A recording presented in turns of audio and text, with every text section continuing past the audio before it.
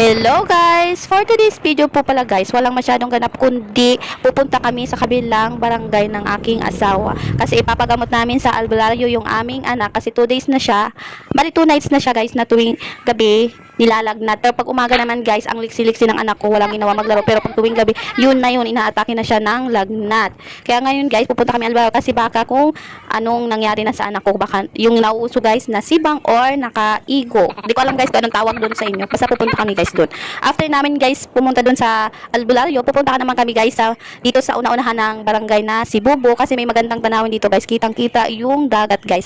Dinala namin doon yung aking anak para ma-refresh naman yung kanyang pakiramdam. At nakaka-refresh din siya guys. Tingnan kasi nakakawala siya ng stress pag nakita nyo guys. Pag nakapunta kayo dito guys. Kaya dyan, tingnan nyo guys. Makikita nyo yung ganda ng tanawin. Wow! Yan, look at that guys. Ang sarap ng hangin dyan. Refreshing guys. Totoo lang guys. Dyan nawala yung stress ko. Tapos yung anak ko parang na-refresh yung kanyang pakiramdam guys. So guys, hanggang dito na lang muna ang maikli kong video. Thank you for watching. Bye-bye!